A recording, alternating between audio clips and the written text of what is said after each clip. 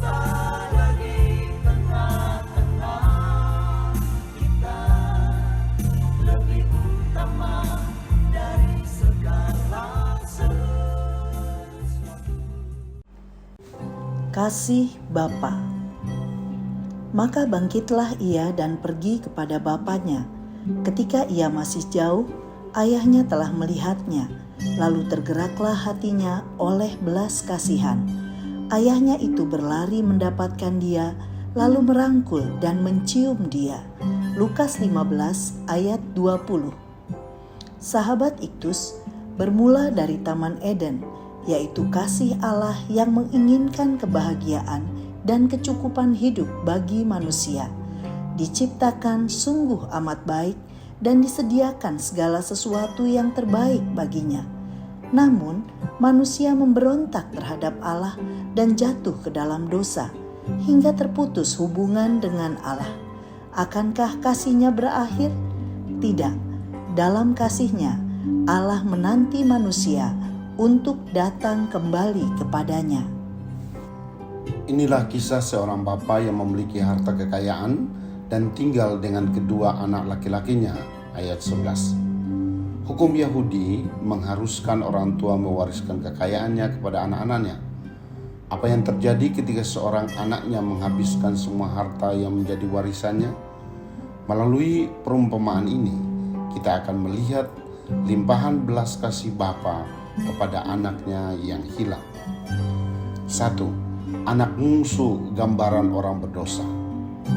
Setelah sang bapa memberi kepadanya bagian warisannya, anak bungsu menjual segala miliknya, lalu pergi meninggalkan bapaknya dan berfoya-foya. Ayat 13 dan ayat 30. Ia tidak merampok, menyakiti, atau membunuh bapaknya. Ia hanya menjauhinya dan tidak mempedulikannya. Setelah hartanya habis, terjadi bencana kelaparan. Ia terpaksa menjadi penjaga babi, pekerjaan yang hina. Pada waktu ia lapar, tidak seorang pun mau memberikan makanan kepadanya. Ayat 14 sampai ayat 16. Penderitaan identik dengan keberdosaan manusia. 2. Kasih Bapa terhadap orang berdosa. Sang bapa menunggu kedatangan anaknya. Ketika ia masih jauh, ayahnya telah melihatnya. Ayahnya itu berlari mendapatkan dia. Ayat 20. Hatinya tergerak oleh belas kasihan. Sang bapa berlari mendapatkan anaknya, merangkul dan mencium dia.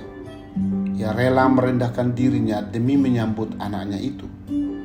Anak bungsu berkata, "Aku tidak layak lagi disebutkan anak bapa." Ayat 18 dan 19. Tetapi bapaknya justru memberi jubah, cincin, dan sepatu. Ayat 22. Dan mengadakan pesta. Ayat 23 dan 24. Sebagai tanda bahwa ia menerimanya sebagai anak. 3. Anak sulung gambaran kasih manusia yang bertolak belakang dengan kasih Bapa.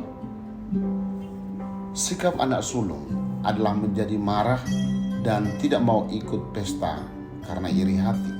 Ayat 28 sampai 30.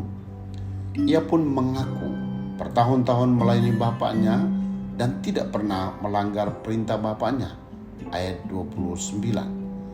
Kata ayahnya kepadanya, "Anakku, engkau selalu bersama-sama dengan aku, dan segala kepunyaanku adalah kepunyaanmu.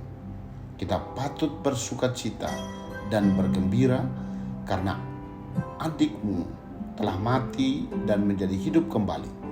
Ia telah hilang dan didapat kembali." Gereja harus memiliki hati Bapa mencari jiwa yang terhilang. Sahabat Iktus yang dikasihi Tuhan, apakah aku menyadari bahwa anak yang hilang adalah gambaran tentang hidupku yang hilang karena dosa? Sudahkah aku meresponi kasih Bapa melalui pertobatan sejati? Apakah aku memiliki tabiat seperti anak sulung yang tidak merindukan pertobatan orang berdosa?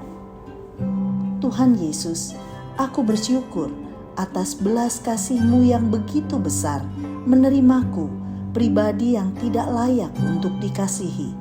Setiap kali aku mengingat hari pertobatanku, aku diingatkan saat Engkau berlari menyambutku yang kotor dan hina ini dan membuatkan pesta sebagai tanda sukacita besar karena pertobatanku.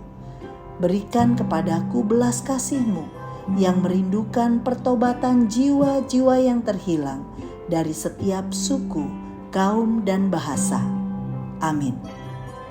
Berikanku belas kasih-Mu yang selalu merindukan jiwa yang terhilang.